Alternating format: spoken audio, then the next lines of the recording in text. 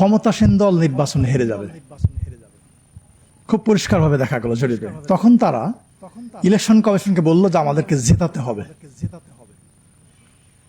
Election commission রাজি হলো না, বললো সরি আমরা এটা পারবো না।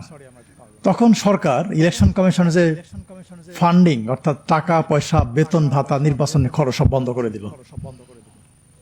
ইলেকশন কমিশন কোথায় যাবে? অর্থাৎ এই যে ইঞ্জিনিয়ারিং কথাটা আসছে, এটা মূলত কারা করে? দলগুলো করে, সরকার করে, ক্ষমতাসীন দল করে। এটা তাদেরই টার্গেট, ক্ষমতায় থাকার টার্গেট। এবং আর যারা করে তারা, যারা ক্ষমতার বাইরে আসে তারা ক্ষমতায় আসার জন্য করে। এবং এইটা দুই রকম হয়, একটাকে আমি বলবো স্মার্ট ইঞ্জিনিয়ারিং, আর একটা আনস্মার্ট, যেটা সবাই বুঝে ফেলে। স্মার্টটা বোঝা যায় না, সহজ না, খুব কঠিন কাজ। যেমন ৮ নিয়ে অনেক কথা উঠছে, আমি আর ব্যাখ্যা দেবো না, কিন্তু ৮ সালে ইলেকশন নিয়ে IRI, ইন্টারন্যাশনাল রিপাবলিকান ইনস্টিটিউট, ওরা অবজার্ভ করে বলছিল best election in the history of Bangladesh. আমি কোট করে বললাম best election in the history of Bangladesh. তারা ঠিকই কথা বলছিল, বাট এখন there are lots of questions about this election. প্রচুর প্রশ্ন উঠতেছে, তাই না? এই যে 14 সালের নির্বাচন, আমরা সবাই কি বলি, মানে যারা আওয়ামী লীগের পক্ষে যারা সাফাই গায়, লজিক দেখায়, তারা কি বলে, বিএনপি ইলেকশন আসে না, আমরা কি করব, আমাদের কিছু করার ছিল না। বাট এটা নিয়েও কিন্তু অনেক স্টাডি আছে। হার্ভার্ড ইউনিভার্সিটি এবং ইউনিভার্সিটি অফ সিডনি, ওদের একটা ইন্ডেক্স আছে, আপনারা যারা স্টুডেন্ট আছেন এখানে একটু সার্চ করে দেখবেন পড়াশোনা করার জন্য। PEI, perception of electoral integrity. ওরা এই নির্বাচনটাকে বলে ব্যর্থ নির্বাচন, ইংরেজিতে বলছে ফেইলড ইলেকশন। ঠিক এই টার্মটা ব্যবহার করছে। হ্যাঁ, যদিও আমরা বলি যে এটা আইনগতভাবে বৈধ ছিল, এরকম ছিল, এরকম ছিল, নানা রকম কথা বলি, বাট এরকম আমাদের প্রত্যেকটা নির্বাচন নিয়ে এই ইন্টারন্যাশনাল অনেক রকম রিসার্চ হয়েছে, নানা রকম কমেন্ট হয়েছে। এখন প্রশ্ন হচ্ছে ইলেকশন ইঞ্জিনিয়ারিংটা কিভাবে হয়? এটা সূত্রপাত হয় কিছুটা আসছে আলোচনায় নির্বাচন কমিশন নিয়োগ দিয়ে। একটা ইলেকশন কমিশনের স্বাধীনতা, কাগজে কলমে যাই থাকুক না কেন, বাস্তব স্বাধীনতা ডিপেন্ড করে আমরা কাদেরকে কমিশনার নিয়োগ দিচ্ছি, তারা কারা, তারা কোন রকম মানুষ। এবং বেশিরভাগ সরকারই এই আমাদের দেশে এই পর্যন্ত চেষ্টা করেছে তাদের প্রতি যারা লয়াল পিপল, যারা বিশ্বস্ত, যারা তাদের কথার বাইরে যাবে না, এরকম লোককে কমিশন নিয়োগ দেওয়ার চেষ্টা করেছে। এটা একদম প্রথম থেকে শুরু হয়েছে এই কালচারটা, এবং এটা বন্ধ হয় নাই। এটা এই কাজে এটা বন্ধ না হলে এই জিনিসটা হবে না। আর দ্বিতীয় যেটা হচ্ছে, এটা আলোচনায় আসছে সীমানা নির্ধারণ, এটাকে আমরা বলি জেরিমেন্ডারিং। জেরিমেন্ডারিং এটা হচ্ছে যে ওই যে ব্যারিস্টার সাহেব একটা বলেছেন, আমাদের নেসার আমিন একটা বলেছেন, যে কোন একটা এলাকাকে ধরেন যে এরা কোন একটা দলে ভোট দেয়, তাদেরকে পারপাসিভলি অন্য একটা এলাকায় নিয়ে যাওয়া, অন্য একটা আসন নিয়ে যাওয়া, যাতে করে ভোটের ফলাফলের মধ্যে এক ধরনের তারতম্য হয়, প্রভাব পড়ে। এটা আর এক রকম ইঞ্জিনিয়ারিং। আর এক রকম ইঞ্জিনিয়ারিং হচ্ছে যেটা এই মানে আমাদের হয়ে আসছে, এই জন্য আমি বলছি সরাসরি, পলিটিক্যাল পার্টির নিবন্ধন। অনেক ভুয়া পলিটিক্যাল পার্টির নিবন্ধন হয়েছে, কখনো কখনো রাষ্ট্রের উদ্যোগে করা হয়েছে। এইগুলোকে নিয়োগ দিয়ে নির্বাচনকে কোট আনকোট কম্পিটিটিভ করার চেষ্টা করা হয়েছে। এটা বিভিন্ন সময় হয়েছে, বিভিন্ন সালে হয়েছে। আর একটা ইঞ্জিনিয়ারিং যেভাবে হয়, মানে প্রসেসটা যেভাবে হয়, ভুয়া পর্যবেক্ষক সংস্থা বা পর্যবেক্ষক নিয়োগ, এভাবে হয়েছে অনেক। এই যে ধরেন যে 2024 সালের নির্বাচনে অনেক ভুয়া পর্যবেক্ষক সংস্থা ছিল, অনেক ভুয়া পর্যবেক্ষক কেন্দ্রে কেন্দ্রে ছিল। সেই এই তাদেরকে ব্যবহার করে কাজে লাগে এই কাজগুলো করা হয়েছে। তারপরে যে সাংবাদিকদের কথা আসছে, তাদেরকে এক্সেস না দেওয়া। আমাদের কিন্তু সাংবাদিক নীতিমালা আছে নির্বাচন কমিশনের, এই যে সাইম সাহেব হয়তো এটা ওইভাবে কাভার করেন নাই, কিন্তু সাংবাদিকদের এক্সেস ওইভাবে দেওয়া হয় নাই, যাতে করে তারা ওই কি হয়েছে না হয়েছে কেন্দ্রের মধ্যে সেটা দেখতে না পারে। তবে এই যে কাজগুলো এটা খুব কঠিন কাজ। কঠিন কাজ কি কারণে? আপনি ধরেন ওই যে সারিয়া সাহেব এটা দেখাইছে আপনাদেরকে, যে বাক্স ভরে গেলে পরিবর্তন, এটা কিন্তু খুব ডিফিকাল্ট একটা কাজ, সহজ না। কিভাবে? একটা বাক্স যখন ফাঁকা থাকে, অর্থাৎ আগামী নির্বাচন শুরু হবে কয়টায়? ভোট গ্রহণ সকাল 7:30টায়। তার আগে প্রত্যেক সহকারী প্রিজাইডিং অফিসার এই বাক্সের চারপাশে প্রথমে বাক্সটাকে সে ফাঁকা করে এনে দেখাবে। দেখানোর পরে উনি চারপাশে 4টা লক লাগাবেন। এই লকটা বাঁশের পাতার মতো চিকন, সবুজ রঙের, এবং প্রত্যেকটা লকের আলাদা নাম্বার আছে। এই নাম্বারগুলো ভোটাররা তখন উপস্থিত থাকতে পারে না, আনফর্চুনেটলি, বাট ওখানে থাকে পোলিং এজেন্টরা, পর্যবেক্ষকরা, সাংবাদিকরা, তারা থাকতে পারে। এই যে 4টা লক লাগালো, ওই নাম্বারগুলো সাধারণত পোলিং এজেন্টরা নোট করে রাখে যদি ইলেকশন ফেয়ার হয়, যদি পোলিং এজেন্ট না থাকে। বাট আমরা তো দেখেছি অনেক নির্বাচনে পোলিং এজেন্ট ছিল না, কিংবা ডামি পোলিং এজেন্ট ছিল, তাই না? সো 4টা লকের নাম্বার ওনারা লিখে রাখে। তারপরে যখন এই বাক্সটা ভরে যায়, আর একটা লক মাঝখান লাগানো হয়, যেখানে ফাঁকা আপনি যেখান থেকে ব্যালট পেপার ঢোকাচ্ছেন ওখানে লাগানো হয়। তো এইটা, এই 5টা লকের নাম্বারই পোলিং এজেন্টরা লিখে রাখেন, এবং যেহেতু তারা সারাদিন কেন্দ্রে থাকেন, গণনা করার সময় তারা আবার লকের নাম্বারটা মিলান যে ওই নাম্বারটা আছে কিনা লকের মধ্যে। কাজেই এই কাজটা কিন্তু অত সহজ না। এবং আরেকটা বাক্স যখন দেওয়া হবে তখনও কিন্তু ওই একইভাবে 4টা লক লাগানো হবে সবার সামনে। কিন্তু 2000 মানে যখন ইলেকশনের এই যে ম্যানিপুলেশন হয়, ইঞ্জিনিয়ারিং হয়, তখন আর এই ঘটনাগুলো, এই যে প্রসেসটা, এই প্রসেসটাকে ফলো করা হয় না। যেমন ধরেন যে প্রশ্ন উঠলো যে রাতের বেলায় ভোট হয়েছে 2018 সালে, এবং আমি এবং ব্যারিস্টার তাজরিয়ান দুইজনই জাতীয় নির্বাচন তদন্ত কমিশনের সদস্য। আমাদের প্রতিবেদন এখনো সাবমিট হয় নাই। মানে একটা বড় জিনিস হচ্ছে যে বাংলাদেশে এই যে ইলেকশন ইঞ্জিনিয়ারিং, এটা নিয়ে কিন্তু খুব বেশি স্টাডি হয় নাই। যেটা হয়েছে খুব সারা বাট খুব ওইভাবে যে কোনো রিসার্চ হয় সেই জিনিসটা হয় নাই। বাট তারপরেও আমরা চেষ্টা করেছি যে তদন্ত কমিশনের প্রতিবেদনে এগুলোকে কভার করার জন্য। কিন্তু যেহেতু আমরা প্রতিবেদনটা এখনো সাবমিট করি নাই সরকারের কাছে, এই জন্য এটা নিয়ে আমি ওইভাবে ডিটেল আপনাদেরকে বলতে পারবো না। বাট ইন জেনারেল আমি কিছু কথা বলেছি এবং আরেকটু বলার চেষ্টা করবো। মানে যেভাবে হয়, যখন আপনার এই ইঞ্জিনিয়ারিংটা হয়, এই যে ম্যানিপুলেশন হয়, ভোট জালিয়াতি হয়, এটা ভোট জালিয়াতি ইঞ্জিনিয়ারিং একটা পার্ট, তখন কিন্তু এই লক লাগানোর কোনো ধারণা থাকে না। হ্যাঁ, জাল ভোট গণহারে দিয়ে দেয়। যেমন ধরেন যে 2017 সালে আমি তখন একটা প্রতিষ্ঠানের পরিচালক, আমার মনে আছে গাজীপুর সিটি নির্বাচনের পরে প্রেস ক্লাব একটা মিডিয়া ব্রিফিং করলাম, এবং আমরা বলছিলাম যে গাজীপুরের 67% কেন্দ্রে কোনো না কোনো অনিয়ম হয়েছে। এই সাইম সাহেব আমাকে প্রশ্ন করেছিল তখন, মানে আমি তখন ডায়াসে বসা, যে তাহলে আপনি কি ইলেকশনকে ফেয়ার বলবেন নাকি বলবেন না? ঠিক এইভাবে কয়েকবার আমাকে প্রশ্ন করেছিলেন। এই প্রশ্নটা আমার একদম পরিষ্কার মনে আছে। তো ওই ইলেকশনের পরে একজন কমিশনার ছিলেন মাহবুব তালুকদার, নিশ্চয় অনেকে মনে আছে। উনি আমাকে ফোন দিলেন যে ডক্টর আলিম, একটু চা খাবো, আসেন। আমি কমিশনে গেলাম। উনি আমাকে বললেন যে আমি জানি ইলেকশন ইঞ্জিনিয়ারিং হয়েছে, বাট আমি ধরতে পারছি না, আমাকে হেল্প করেন। আপনার পর্যবেক্ষকরা যা দেখেছে ওই এভিডেন্স গুলো আমাকে দেন।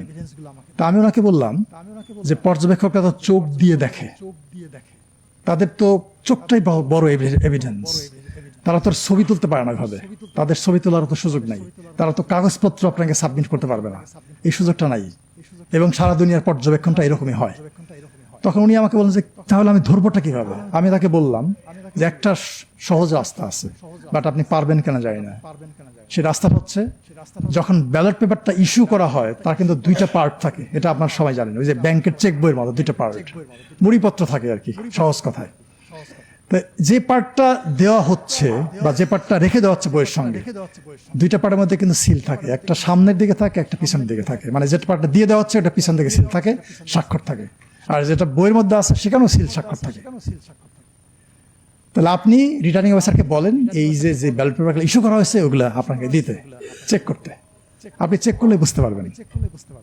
তারপরে উনি আমাকে বললেন যে ওনাকে দেওয়া হয় নাই।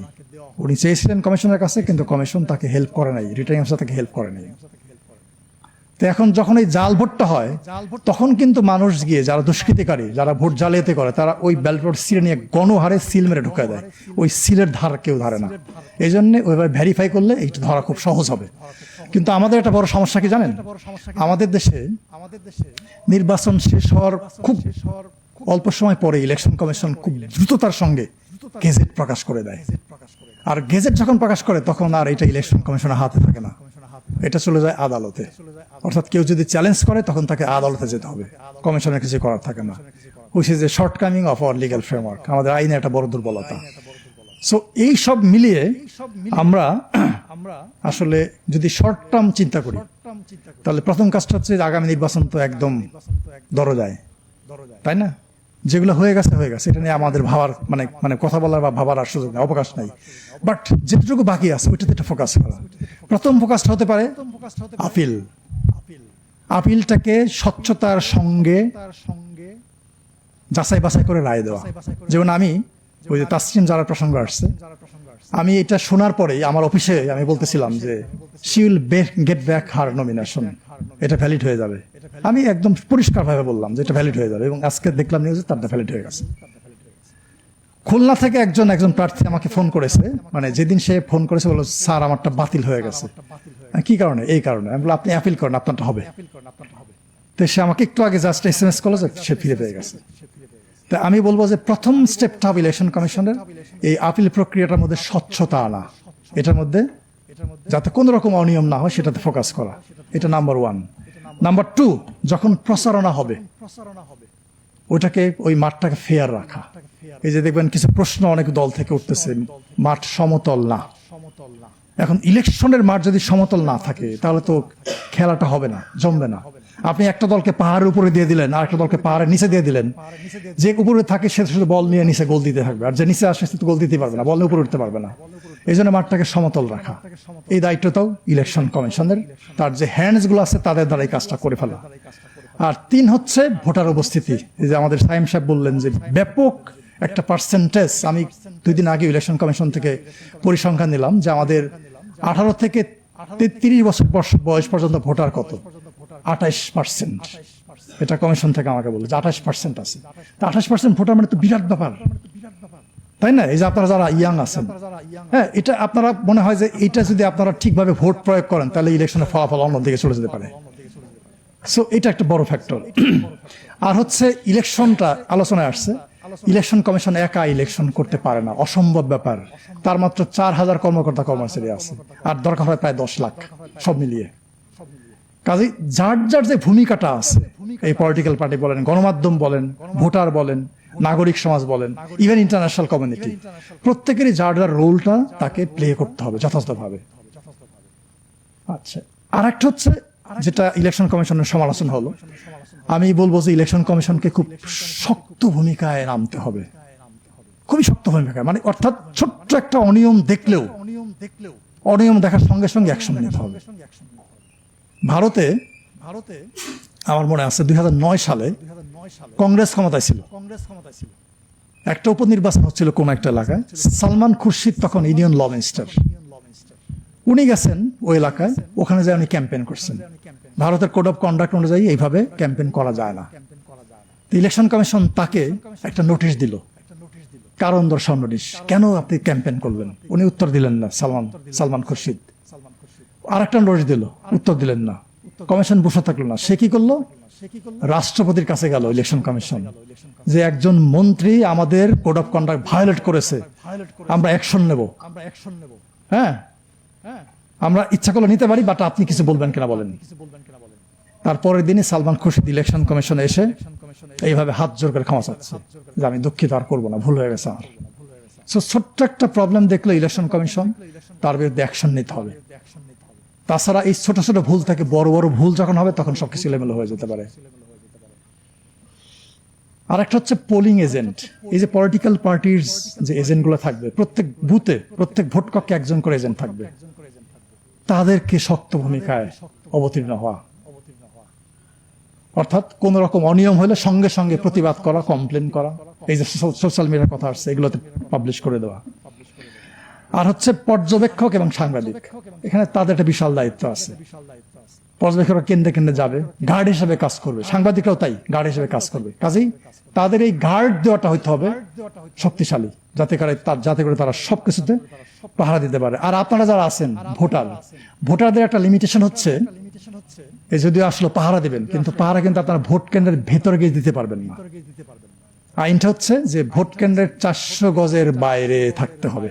আপনি ভোট দেওয়ার জন্য যেতে পারবেন, আবার ফিরে আসতে পারবেন, বাট পাহারাটা আপনার দিতে হবে ভোট কেন্দ্রের 400 গজের যে বাউন্ডারি তার বাইরে।